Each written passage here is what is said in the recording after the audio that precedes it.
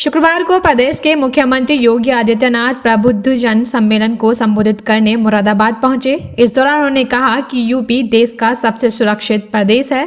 UP की कानून व्यवस्था नजीर बन चुकी है। अब यूपी को सबसे बड़ी अर्थव्यवस्था बनाना है। इस दौरान मुख्यमंत्री ने कई विकास परियोजनाओं का शिलान्यास भी किया। डॉक्टर हरि सिंह ढिल्लों जी, भारतीय जनता पार्टी के क्षेत्रीय अध्यक्ष श्री मोहित बेनीवाल जी, महानगर अध्यक्ष धर्मेंद्र नाथ मिश्र जी, जिला अध्यक्ष राजपाल सिंह चौहान जी, कार्यक्रम के अध्यक्ष डॉक्टर राकेश कुमार जी, विधान परिषद सदस्य श्री सतपाल सैनी जी, आज के इस कार्यक्रम में उपस्थित पूर्व सांसद कुंवर सर्वेश सिंह जी, विभिन्न सामाजिक जीवन में विभिन्न क्षेत्रों में प्रतिनिधित्व करने वाले हमारे सभी प्रबुद्धजन, भारतीय जनता पार्टी समेत विभिन्न सामाजिक, सांस्कृतिक, व्यापारिक संगठनों के पदाधिकारीगण और उपस्थित भाइयों बहनों, आज मुझे पीतल की नगरी के रूप में विख्यात मुरादाबाद के आप सभी प्रबुद्धजनों के विचारों को सुनने, जानने और 424 करोड़ रुपए की लागत की परियोजनाओं के शिलान्यास और लोकार्पण के आज के इस कार्यक्रम में आपके साथ जुड़ने का अवसर प्राप्त हुआ है।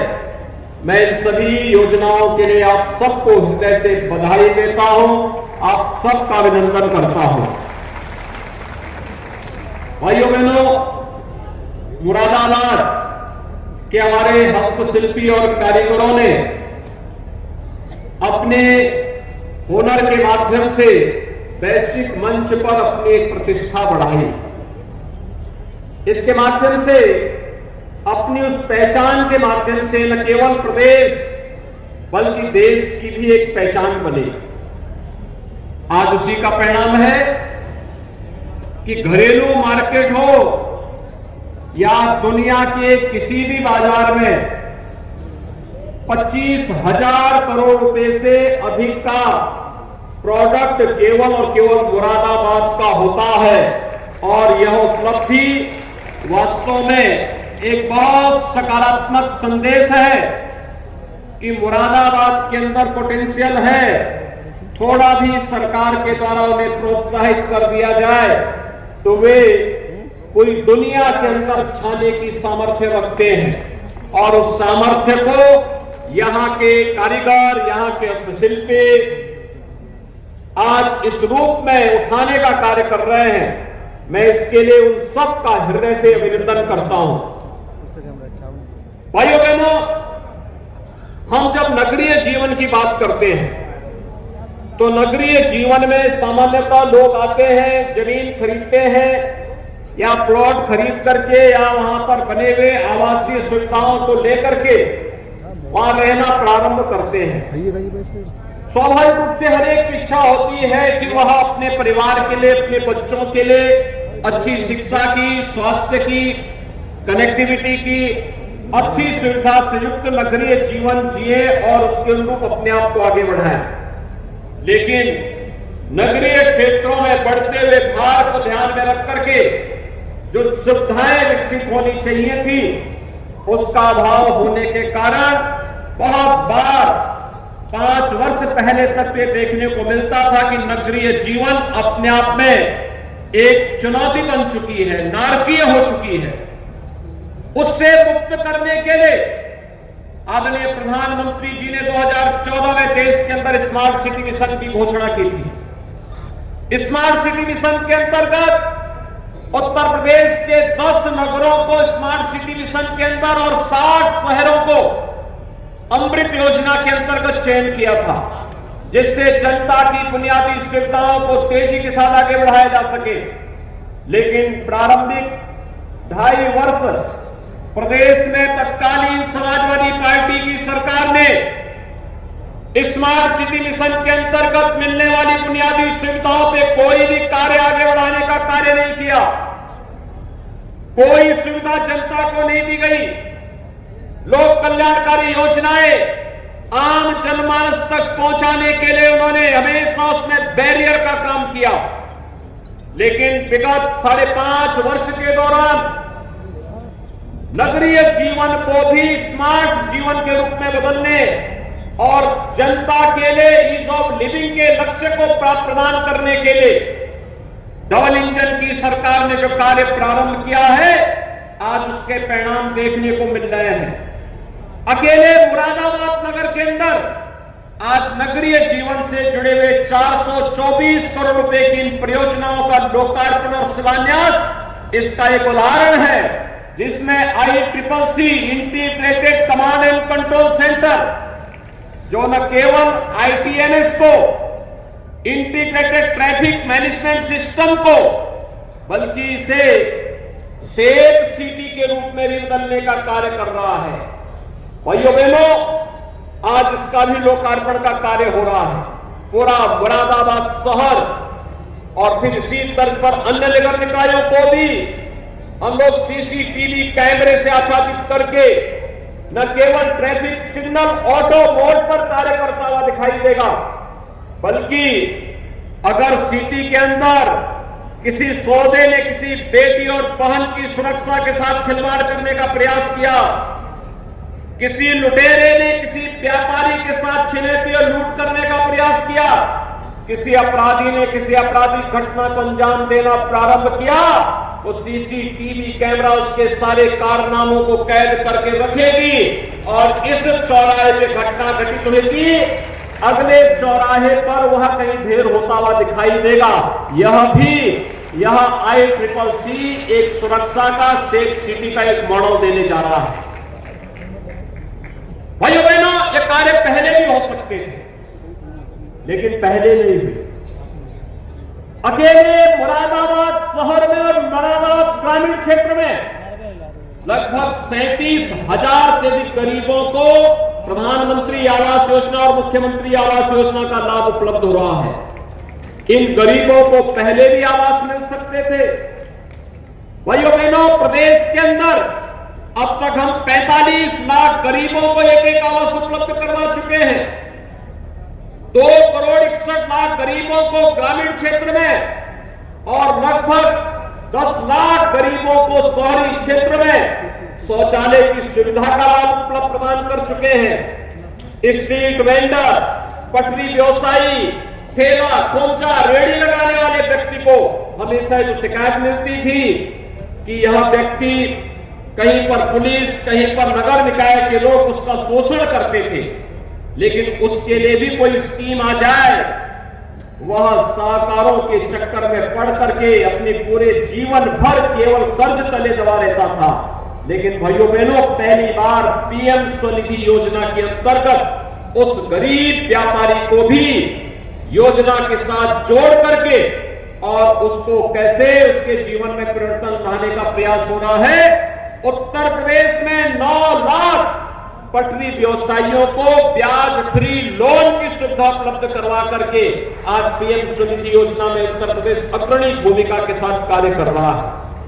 ये पहली बार देखने को मिल रहा है कि जो भी योजनाएं हैं, चाहे वह PM आवास योजना हो, स्वच्छ भारत मिशन के अंतर्गत शौचालय के निर्माण का हो, चाहे वह PM स्वनिधि की योजना हो, वृद्धावस्था पेंशन का हो, दिव्यांगजन पेंशन है, निराश्रित महिला पेंशन है, कन्या सुमंगला योजना है, मुख्यमंत्री सामूहिक विवाह की योजना है, या फिर अन्य जितनी भी लोक कल्याणकारी योजनाएं हैं, बिना भेदभाव के इन योजनाओं का लाभ हर गरीब को उपलब्ध करवाने का कार्य हो रहा है।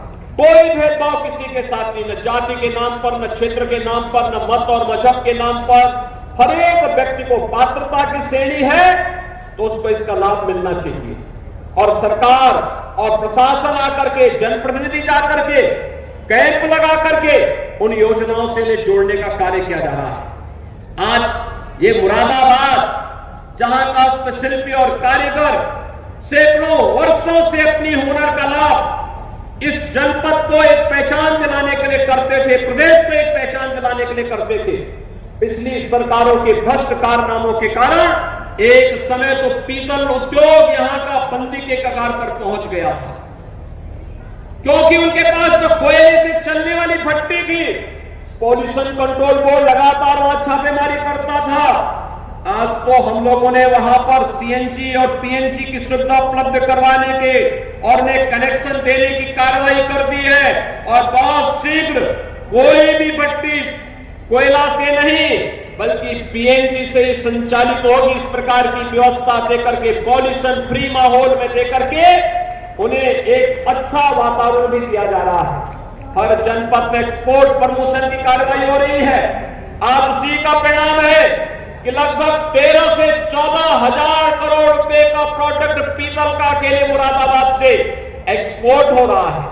भाइयों बहनों, एक्सपोर्ट होना किसी भी राज्य और जनपद के लिए उपलब्धि होती है, और 5,000 से 5 वर्ष में ये 14 से 15 हजार करोड़ रुपए का एक्सपोर्ट पहुंचना एक सुखद लक्षण दिखाई दे रहा है कि यह एक हम अच्छी दिशा में कार्य कर रहे हैं। भाइयों बहनों, आज प्रदेश में निवेश का एक बेहतर वातावरण बना है। सुरक्षा का बेहतर वातावरण देने का परिणाम है कि उत्तर प्रदेश देश के अंदर ईज ऑफ डूइंग बिजनेस में एक अच्छी सफलता के साथ आगे बढ़ा है। हम पहले 14वें स्थान पर थे, आज नंबर 2 स्थान पर आ गए, और बहुत शीघ्र उत्तर प्रदेश व्यवसाय की सुगमता में देश के अंदर नंबर 1 स्थान पर होगा, और देश की नंबर 1 इकोनॉमी के रूप में भी उत्तर प्रदेश को स्थापित करना है। आज यही आह्वान करने के लिए मैं आज मुरादाबाद के उद्यमियों का आह्वान करने के लिए आपके बीच में आया हूं। भाइयों बहनों, बुनियादी सुविधाएं सरकार दे रही है, सुरक्षा सरकार देने के लिए प्रतिबद्ध है। अपराध और अपराधी के प्रति, भ्रष्टाचार और भ्रष्टाचारी के प्रति सरकार की नीति जीरो टॉलरेंस की है, और मैं इसीलिए आज सभी प्रबुद्ध जनों का आह्वान करूंगा। आपने पिछले 5 साल बीजेपी सरकार की कार्य पद्धति को देखा। बिना भेदभाव के शासन की योजना समाज के हरेक तबके को दी जा रही है। एक और सुरक्षा का बेहतर वातावरण, ये पेशेवर अपराधी माफिया जो दंगा कराते थे, दंगा भड़काते थे, गुंडागिर्दी करते थे, बहन और बेटियों की सुरक्षा में सेंध लगाते थे, विकास की योजनाओं में बैरियर बनते थे, आज आपने देखा होगा ये सभी अपराधी और माफिया या तो पुलिस के द्वारा कार्रवाई करके जेल के अंदर डाले जा चुके हैं, या स्वयं प्रदेश छोड़ करके भाग चुके हैं। आज बेहतर सुरक्षा का वातावरण देकर के, तकनीक का बेहतर उपयोग करते हुए हम लोगों ने जिस प्रकार की सुविधा प्रदेश के अंदर उपलब्ध करवाई है वो आप सबके सामने है। और इसीलिए मेरे लिए आप सबसे कहते हुए कि हम लोगों ने 10 से 12 फरवरी 2023 को ग्लोबल इन्वेस्टर समिट का आयोजन किया है उत्तर प्रदेश की राजधानी लखनऊ में।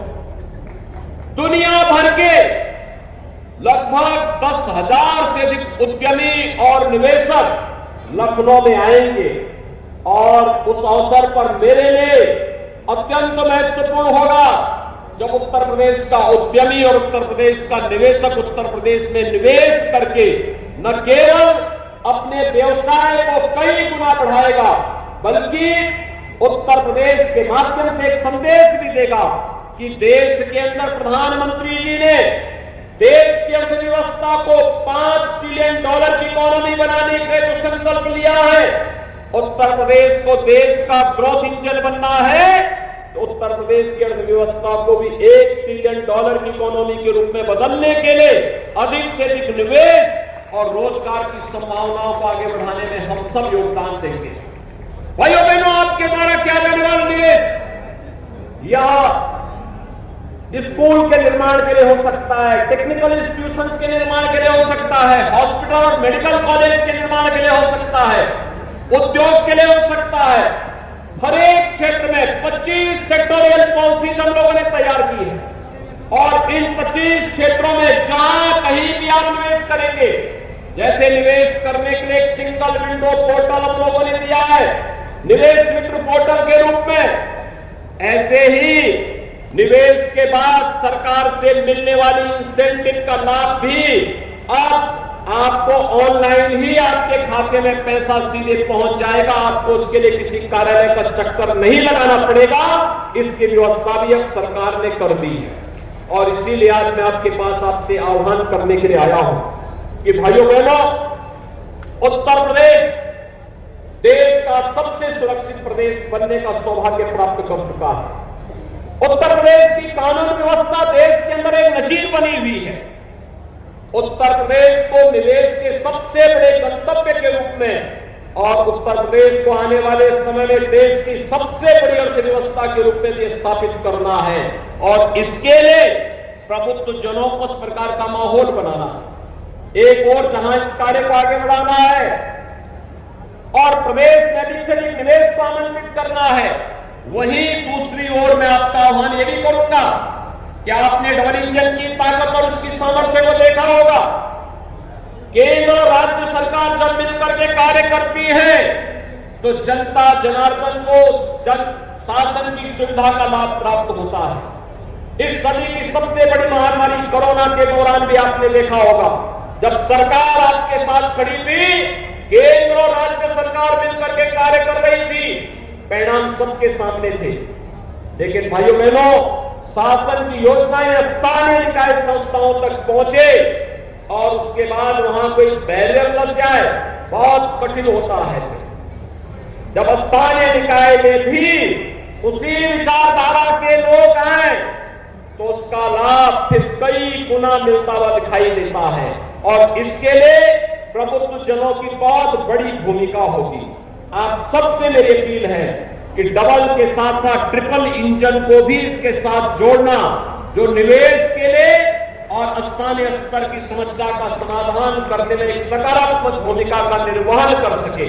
भाइयों बहनों, डबल इंजन की सरकार आपकी हर समस्या का समाधान करने के लिए पूरी प्रतिबद्धता के साथ कार्य कर रही है। और मेरी आप सबसे अपील होगी कि आप सभी लोग मिलकर के इस दिशा में अगर एक सकारात्मक प्रयास को आगे बढ़ाने का कार्य कर लेंगे, कोई कारण नहीं, उत्तर प्रदेश बहुत शीघ्र देश की नंबर 1 की अर्थव्यवस्था बनकर के देश के विकास का ग्रोथ इंजन की अपनी भूमिका का निर्वहन करता हुआ दिखाई देगा। और इसके लिए मैं आप सभी प्रबुद्ध जनों का, यहां के उद्यमियों का, यहां के जितने भी निवेशक हैं, उन सबका, जीवन के अलग अलग क्षेत्र में कार्य करने वाले यहाँ के चैम्बर ऑफ इंडस्ट्रीज का, लघु उद्योग भारती का, यहाँ के Indian medical association, bar association, शिक्षाविदों और समाज जीवन से जुड़े हुए विभिन्न पक्षों से जुड़े हुए सभी महानुभावों का आह्वान करूंगा। वे उत्तर प्रदेश को निवेश के बेहतरीन गंतव्य के रूप में स्थापित करने के इस पवित्र अभियान के साथ जुड़ेंगे।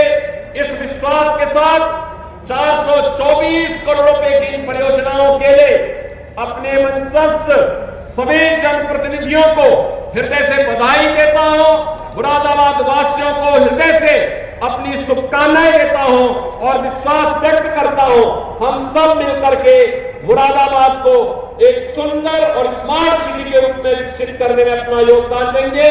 आप सबके प्रति मेरी शुभकामनाएं। धन्यवाद। जय हिंद।